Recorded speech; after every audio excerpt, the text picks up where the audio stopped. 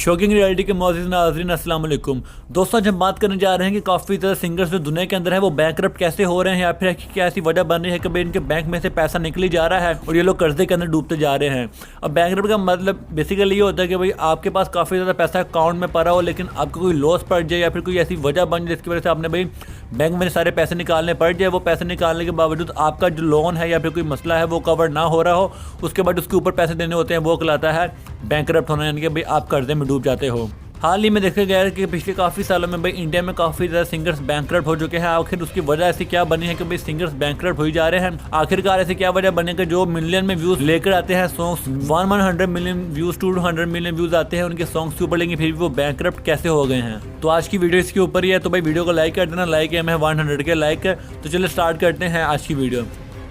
दोस्तों बेसिकली हमें समझना होगा कि भाई ये फिनोमेना किस तरह से वर्क करता है कि सिंगर्स आखिर किस तरह से सिंगिंग करते हैं, इनका वे ऑफ अर्निंग क्या है, ये ऑनलाइन किस तरह का आगे पैसा कमा सकते हैं, ये भाई प्लेटफॉर्म पे जाके किस तरह पैसे कमा सकते हैं, ये बैकग्राउंड सिंगर बन के किस तरह पैसे कमा सकते हैं, और ये भाई स्टेज के ऊपर लाइव परफॉर्मेंस करके किस तरह पैसा कमा सकते हैं। तो आज की वीडियो इसके ऊपर ही है। तो हम इस डिस्कशन को पॉइंट वाइज आगे बढ़ाते हैं। सबसे पहले हम बात करेंगे कि भाई आखिर एक सॉन्ग बनता किस तरह से है, उसके मेन पार्ट्स क्या हैं, और भाई जो लोग वो गाना लिखते हैं या फिर उसको कंपोज करते हैं या फिर डायरेक्ट करते हैं, प्रोड्यूस करते हैं, भाई उनको कितने पैसे मिलते हैं या फिर वो कितने पैसे खुद से पे करते हैं इसके ऊपर। तो जब भी एक सॉन्ग बनाया जाता है उसके ऊपर भाई तीन चीजें लगती है। पहले होती है वर्ड्स, दूसरा होता है कोरस और तीसरा होता है उसका ब्रिज। अब जो वर्ड्स होता है यानी कि भाई जो लिरिक्स होती हैं, लिरिक्स जब लिखी जाती है तो उसके ऊपर अच्छा खासा पैसा लगता है, क्योंकि भाई जो सा बंदा गाना लिखता है वो ऐसे ऐसे अल्फाज ढूंढ के बीच में डालता है जिसकी वजह से भाई गाने के अंदर जान आ जाए और जो बंदा उसको गाए तो उसको गाने का मजा भी आए। अब फर्ज करें अगर एक लिरिकिस्ट सॉन्ग लिख रहा है तो उसको वो 1 या 2 करोड़ रुपए चार्ज कर रहा है, तो भाई वो तो साइड पे निकल गए। अब उसके बाद आगे आ जाते हैं कि भाई इसके कोरस के ऊपर।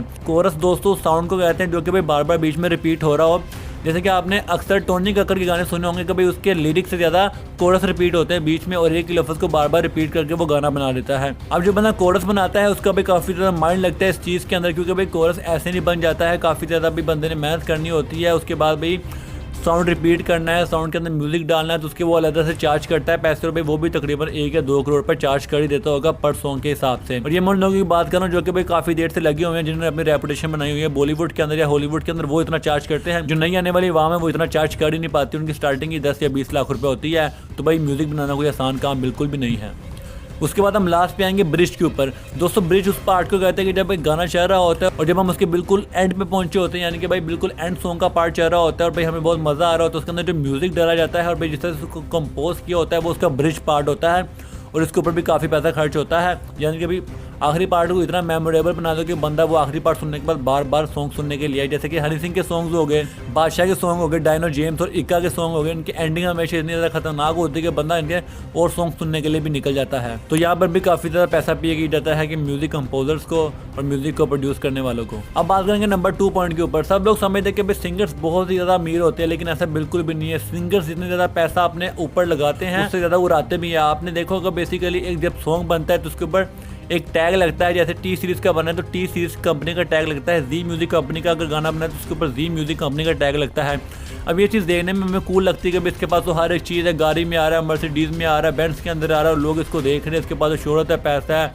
लड़कियाँ हैं, ऐश कर रहा है, लेकिन ऐसा बिल्कुल भी नहीं होता। वो एक सिर्फ दिखावा होता है वक्ती तौर के ऊपर। इन रियलिटी कितने अंदर से डिसार्ड होते हैं और परेशान होते हैं आप सोच भी नहीं सकते, क्योंकि भाई ये लोग उतना पैसा तो कमा ही नहीं पा रहे जितना भाई लेबल कमा रहा है। लेबल जितना पैसा खुद रखता है सिर्फ उससे सिर्फ 1 या 2% को पैसा मिलता है, बाकी 98% 95% खुद लेबर रखता है, जिसकी वजह से भाई सिंगर्स का सिर्फ गुजर बसर ही होता है, बहुत मुश्किल से उनकी लाइफ को इतनी ज़्यादा रिच नहीं होती है। अब बेसिकली सोचो कि आपको एक लेबल ने बुलाया कि आपने उनके पास जाके गाना गाना है। अब आप जाते हैं वहाँ पे, भाई वहाँ पे आप सॉन्ग देते किस तरह से कंपोज हो रहा है, बन किस तरह से रहा, म्यूजिक किस तरह से, लिरिक्स किस तरह से और भाई प्रोड्यूस कौन कर रहा है, ये सब देखने के बाद आपको एक आइडिया मिल जाता है कि भाई हाँ सॉन्ग में से इतने पैसे बन सकते हैं, जिसमें से आप ही डिमांड करते हो कि भाई मुझे इतना पैसा चाहिए। अब लेबर भाई इतना बेवकूफ़ तो है नहीं कि वो मुंह उठा के आपको आपकी मुंह बोली रकम पकड़ा दे, क्योंकि भाई उसने लिरिकिस्ट को भी पे करना है, कोरस को भी पे करना है, म्यूजिक बनाने वाले को भी पे करना है और तो और भाई जिसने भाई एंड ऑफ म्यूजिक बनाया है उसको भी पे करना है। हर बंदे को देखने के बाद वो पैसा पे करते हैं और प्रोड्यूसर का दिमाग खराब नहीं होता कि भाई यूं ही पैसा उठा के किसी को भी पकड़ा दे, जिसकी वजह से भी काफ़ी ज़्यादा कम पैसा मिलता है सिंगर्स को। और बाद का तो अमाल मलिक और अरमान मलिक अपने इंटरव्यू में बता रहे थे कि भाई हम जैसे जो नए बैकग्राउंड सिंगर्स होते हैं जब वो स्टार्टिंग अंदर गाना गाते हैं तो सिर्फ उनको भाई बैकग्राउंड स्टेज मिलती है गाना गाने के लिए, जहाँ पे वो खड़े होकर गाना गाते हैं, उनको 1 रुपया भी नहीं मिलता है। दोस्तों आपको जानकर बहुत ज़्यादा हैरानगी होगी कि भाई जौन सा गाना था मुन्नी बदनाम हुई, जो कि भाई 100 करोड़ रुपीज़ का बिजनेस करके गया था दुनिया के अंदर, उसके कंपोजर को 1 रुपया तक नहीं मिला था। उसका कंपोजर चीख चीख के रोता रहा कि भाई मेरा भी हक है, बीच में मैंने म्यूजिक कंपोज किया, मुझे पैसा दो, लेकिन भी उसको एक फूटी कौड़ी नहीं मिली। ये लेबल कंपनी इस तरह से रन करती है कि भाई वो अपने मेहनती लोगों को भूल जाती है और जिन लोगों ने भाई वाहियात चीज़ें की होती बीच में उनको ज़्यादा पैसा पे करती है। अब आ जाते हैं पॉइंट नंबर 3 के ऊपर कि अगर भाई ये लोग इतनी ज़्यादा लाचार है, इनके पास पैसे की कमी है, तो फिर ये लोग पैसा कमा कहाँ से रहे हैं, गुजर बसर कैसे कर रहे हैं। क्योंकि हम देखते हैं कि ये लोग आए दिन इंस्टाग्राम पे ट्विटर पे ट्वीट डाल रहे होते हैं कि हम इस टाइम यूके में है, कनाडा में है, तो भाई किसरा वहाँ पे जाके कॉन्सर्ट कर रहे हैं। तो बेसिकली ये रन करता है इनके इस प्रोसीजर के ऊपर। अब जैसे कि आप एक सिंगर है, आपके गानों के फेमस हो गए, जिस तरह हनी सिंह के गाने काफ़ी ज़्यादा फेमस हुए थे, तो भाई उसका जो एक इरा था उसके अंदर काफ़ी ज़्यादा पैसा उसने कमाया था, लेकिन भाई उसने वो लॉस भी किया था। वो भाई इंडिया का सबसे पहला बैंकरप्ट होने वाला सिंगर बन चुका था, बहुत बुरी तरह जो बैंकरप्ट हो चुका था। बीच में 6 महीने के लिए हनी सिंह गायब भी हो गया था। अब बेसिकली आप फर्ज करें, अगर आपको एक लेबल कंपनी कह रही है हम तुम्हें 50 लाख रुपये देंगे, तुम कॉन्सर्ट करने के लिए यूके चलो हमारे साथ, आप फ़ौरन से हाँ कर दो कि हाँ यार एक कॉन्सर्ट के 50 लाख मेरे और क्या चाहिए। आपको नहीं पता होता कि भाई आप जैसे ही वो डील साइन करते हैं आप बहुत ही बड़े स्कैम के अंदर ट्रिक हो चुके होते हैं और आपको पता भी नहीं होता है। बेसिकली जब वो आपको लेके जाते हैं और आप वहाँ पे जाके सिंगिंग करते हैं, यानी कि आप गाना गाते हैं, तो भाई उसके बाद आपको ये भी नहीं पता होता कि भाई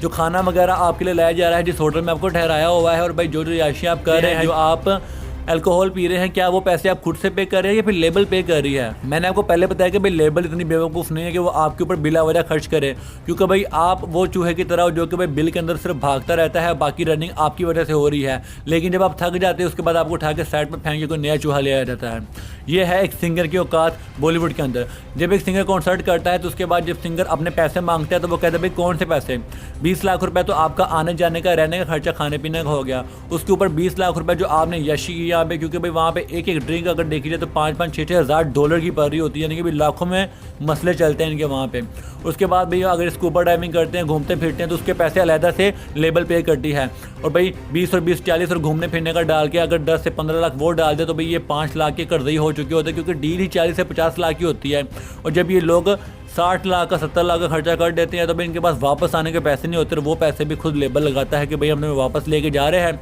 अगले कॉन्सर्ट में हम पैसे तुमसे पूरे लेंगे, जिसकी वजह से बहुत ही ध्यान से इनको चलना पड़ता है।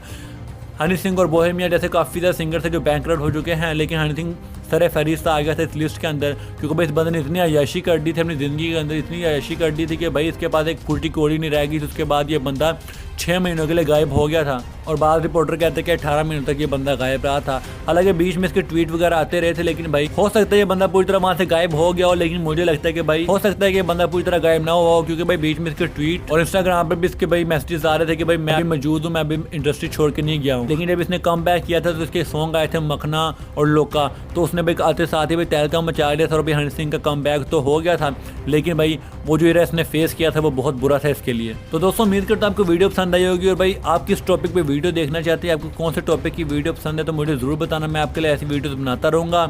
तो आप भाई दीजिए भाई को इजाज़त, और लाइक ज़रूर करके जाइएगा और चैनल को सब्सक्राइब ज़रूर करके जाइएगा।